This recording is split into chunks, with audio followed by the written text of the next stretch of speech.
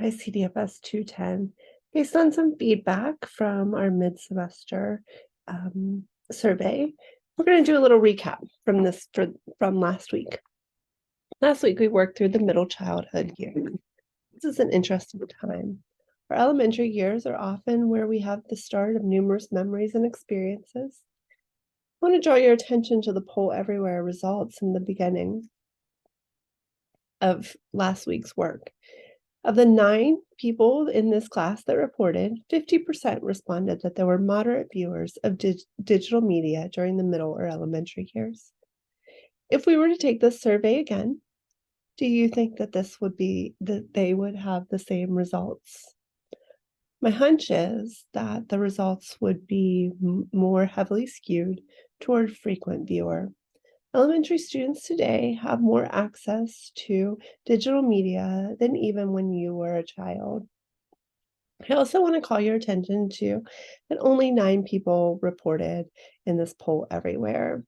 As you know, it's really important to access all the content that I provide, just as if we were sitting in the classroom together. On to parenting during adolescence and beyond.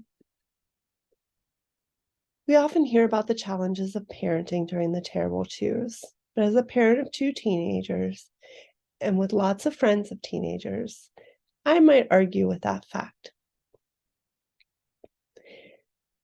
The teen years certainly introduce new and meaningful ways that children can undermine their long-term development. Romantic and sexual feelings and experiences, opportunities for substance abuse, onset of mental health changes, problematic peer relationships, and driving are all realities of the teen years. But the teen years can also be a time of deep personal growth, pro-social behavior, seeking social justice, and really being able to see the complexity of the world. And the truth is that most parents and their teens navigate these years successfully, with minimal conflict and lots of mutual support. I think the key for parents to understand the developmental changes that occur during adolescence and how they can affect parenting. One of the key developmental changes that happens during adolescence is brain growth and how it affects cognitive abilities. Holden, our textbook author, does a nice job describing how the brain changes during adolescence. The consequences of these changes is that adolescents have a mismatch between their susceptibility to strong emotions and drive for positive emotional experiences. For example, hanging out with friends, and their executive functioning and socio-emotional regulation. Essentially, the socio-emotional reward centers of the brain are fully mature and online by middle adolescence, roughly age 14. But the cognitive control and executive functioning regions of the brain that are needed to regulate the reward center do not fully mature until the mid-20s. You might see things like the imaginary audience, where adolescents have a heightened sense of self-consciousness, or the personal fable, the belief in some adolescents that what they experience is unique to them and only them. There are challenges faced by working teens. Hazards exist in terms of the time they work, can also take away from school and extracurricular activities. The working teen may also experience increased stress and time pressure and be exposed to the possibility of job-related industries, depending on the type of job. There's also a desire for independence from parents. Another manifestation of the adolescent desire for independence from parents is expression in hair length, clothing, body piercings, and even substance abuse. Executive functioning. Many of the neurological changes that occur during adolescence are thought to underlie increases in what is called the executive function, the capacity to control and coordinate thoughts and behaviors. Other developing brain structures have implications for adolescent behavior. The medial prefrontal cortex and the striatum are both continuing to develop during the adolescent period. This mismatch makes teens impulsive when they are with their friends and susceptible to emotional decision making. One of the consequences of teens' cognitive growth is that the nature of parent-child relationships changes. Physical proximity is no longer necessary for children to feel safe and secure when they encounter new and stressful environments. Instead, children have internal working models and representations of their parents, and they draw on those secure bases when the attachment system is activated. This also means that teens and their parents have to work collaboratively to maintain their relationships. This is what is meant by creating a goal-corrected partnership. The goal is to maintain a close connection and supportive relationship. The corrected means making changes and modifications in the parent-child relationship. Partnerships represent that parents and teens need to work collaboratively to maintain the relationship. Part of the physiological nature of parent-teen relationships is the two steps involved in connectedness.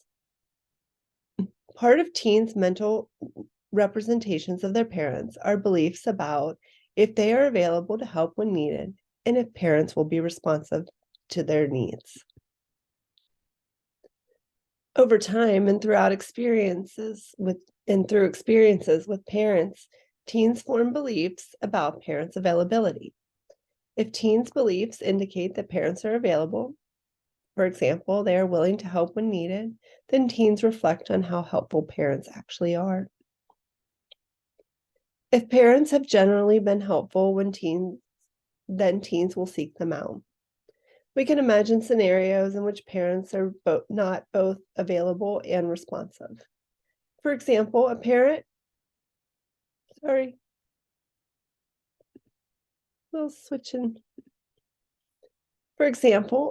may always make time for their teen, but the advice they give is unhelpful, rarely focused on the teen's actual needs or other ways that they are not invested in their well-being. Alternatively, a parent could rarely be available, but when teens are able to get their attention, the advice they give is very helpful. So one of the common goals of parenting resources during the teen years is helping parents ensure that they are both available and responsive for their teens. Important quality of parent-teen relationships is having a warm and loving and positive relationship. This is sometimes called involved, accepted, supportive, close, connected, and caring relationships. This is the single most important quality of the parent-teen relationship. For example, positive relationships are associated with various adolescent behaviors, including better educational outcomes, fewer mental health problems, delayed onset of sexual activity, fewer sexual partners, and increased likelihood of using contraceptives. Some qualities of a parent-child relationship may include staying connected with warm, positive relationships, maintaining open communications, supporting autonomy development, monitoring and being knowledgeable, and using appropriate control techniques. Providing consistent boundaries for behavior and using age-appropriate discipline are included in this. Appropriate disciplining may take the form of teaching the adolescent to assume the natural consequences of behavior. For example, they pay for the speeding ticket, limit setting, for example, early curfew in response to staying out too late, and removal of privileges, for example, the car use. Sometimes ineffective disciplinary practices are utilized during the adolescent years that include inconsistent discipline, corporal punishment, and physiological control. Each practice has been associated with teen problems.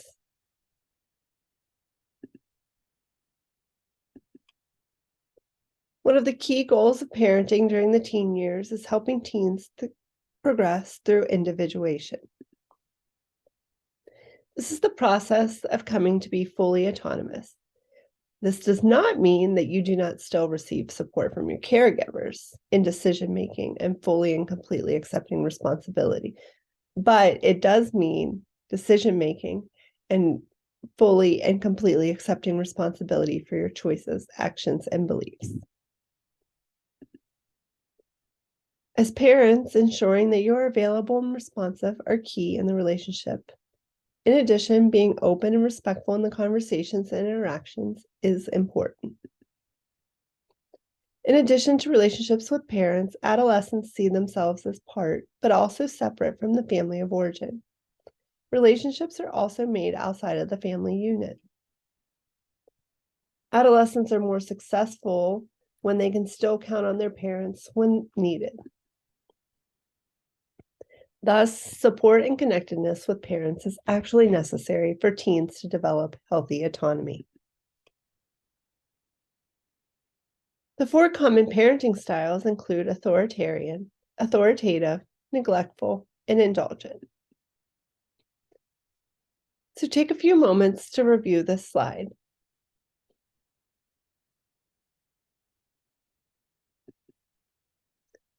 As you review the styles of parenting, know that parents can fluctuate between the styles of parenting depending on the circumstance. Children begin to understand the idea of relational differentiation, i.e., the idea that different people can fulfill different roles in their lives. During adolescence and into emerging adulthood, this idea can be seen in attachment hierarchies. Attachment hierarchies capture who we turn to when the attachment system is activated.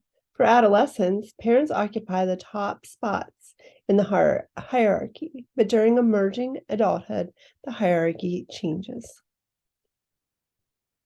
Parents are usually toward the top, but romantic partners, siblings, and very close friends might be at the top of the hierarchy too. This means when the attachment system is activated, for example, you're sick, you get in trouble at school, you're having problems with your peers, your parents are often who a child will turn to. So take a moment, turn off this PowerPoint, this video, and I want you to watch this YouTube video that I posted in our coursework.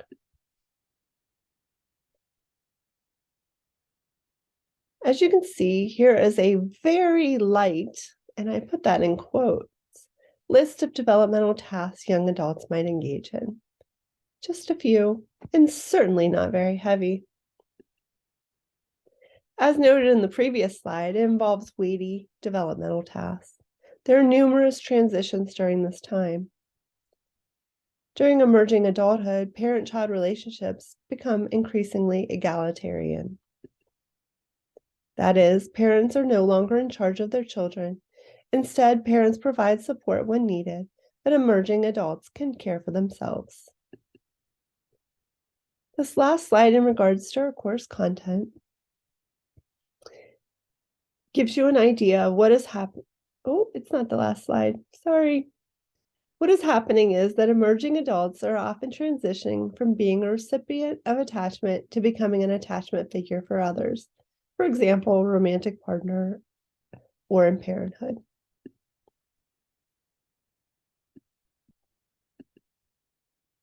As emerging adults become attachment figures in their own right, they are guided by their attachment states of mind. These are all built on the experiences emerging adults have had with their caregivers. And as you can see, as I mentioned in the previous slide, these are some types of different relationships that adults are engaging in. So to wrap it up, this week you have assignment 4 due. I would encourage you, if you've been engaged in a podcast series, to try a different podcast. Or if you've been watching TED Talks, to try a podcast. Or if you've been watching or listening to podcasts, to watch a TED Talk. Switch it up, get crazy, live life. Your annotation number 2 approval is also due.